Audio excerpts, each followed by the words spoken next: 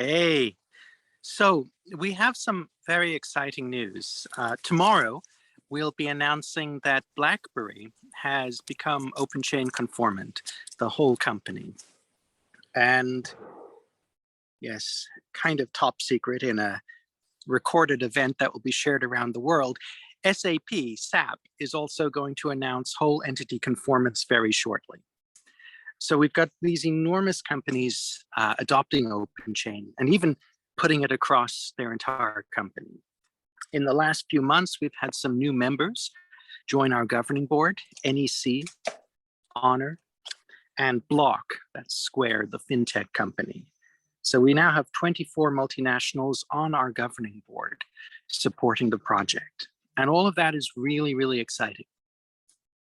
But I am worried about something, and I'm worried about our community.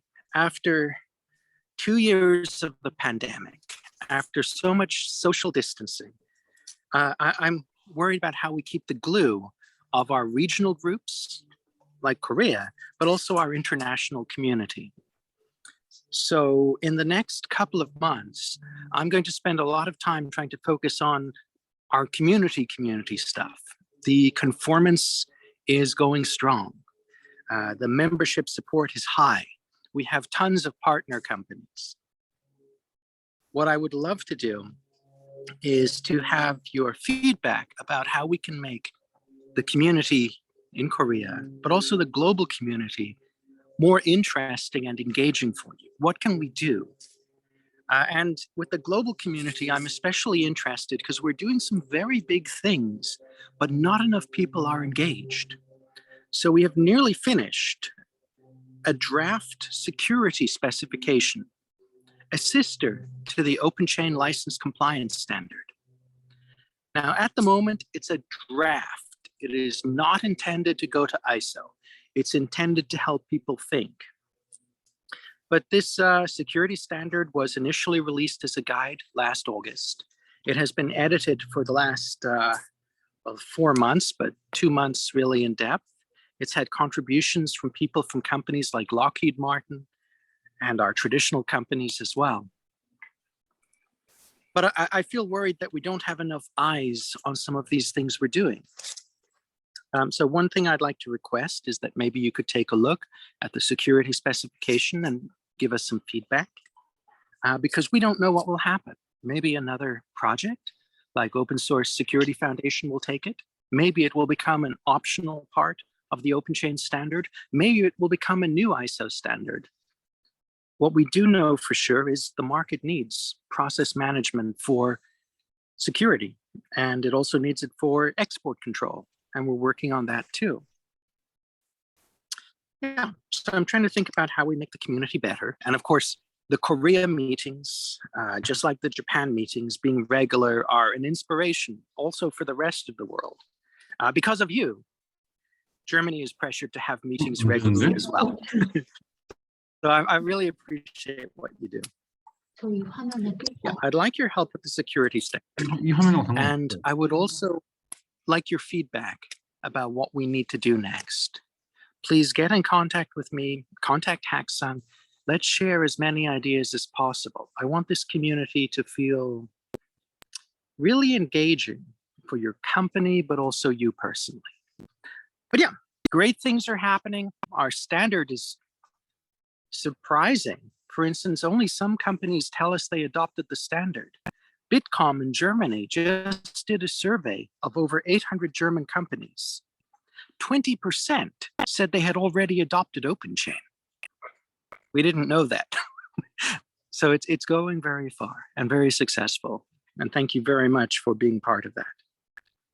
Yeah, I didn't want to be a bummer today, but I did want to say that we're doing great, but I'm worried about our global community, and I'd love your help there, and I'd love your help with security. And I'm going to end with one note. In Japan, we don't have many choices of Korean televisions, but we do have LG, and I just bought a nice OLED LG television. So thank you, LG team. I'm very happy, and I'm watching it all the time. Over to you, Max. Thank you, Shane. I think you forgot one of our member is from Samsung Electronics, and they also made Samsung TV. Well, no, here's the thing. And Samsung member, ask. I have not seen a Samsung television in Japan. Oh, I searched because the QLED television is my kind of comparison between the OLED and the QLED. But there was no Samsung television in K-State, Yamada, Denki, or other. Please fix it. okay. And What are you question. doing? Okay, so you said that some company now join the governing board in the OpenChain project. So can you explain us what the benefit to be the governing board and how to be the governing board? To explain to Korean companies.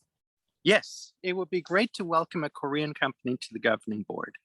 So OpenChain is managing one ISO standard, and we're also managing the largest community and the largest resources around license compliance, but also security, export control, policy management. And the governing board is what guides that strategically. Now, we've always tried to make the governing board very broad. It is split across Europe, North America, and Asia. Recently, for example, we were really glad to the board. So now we've got Oppo, Honor, and Huawei from China on the governing board. We don't have someone from Korea, and it would be interesting to explore that. In the next year, the governing board will be making some critical decisions for the whole market. One, do we turn this new security reference specification into a specification? Do we make it a new standard? And that can change the entire supply chain. Two, we're building guidance for export control and also merger and acquisitions. How should that be targeted so as many companies as possible benefit? For instance, we can have the companies in China or Japan or Germany or United States tell us very clearly what they need in their market at the board level. We don't have that voice from Korea. Finally, we're working with governments. Ooh, echo. So we're working, for instance, very closely with the Chinese government. We're working closely with the American government. We're working with the European Commission and Parliament. We're working with the German government, British government, and of course, the Japanese government. And I know in Korea, we're working with people on policy as well. The board members try to coordinate the messaging about policy around the world and try to make sure that our energy, well, is directed and that we manage to have a clear global message for open source.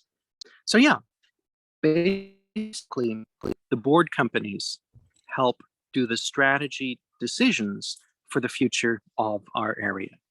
They don't listen to the whole community, but ultimately the board votes on what we do, and what we do changes the industry. I hope that makes sense.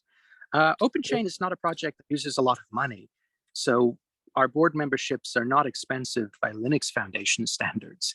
It's $20,000 a year. We basically use the investment from the board members for maintaining our community. But the main thing we ask from the board members is time. We ask them to contribute their time and expertise so we get policy right and we can support companies properly. And that's why we're looking for board members. The final thing I'll say is we have 24 board members and our board has voted not to have more than 25. So there's only one board space left before we have to close down the board. Earlier, we said 21 is the maximum, and then 23, and now 25 for sure.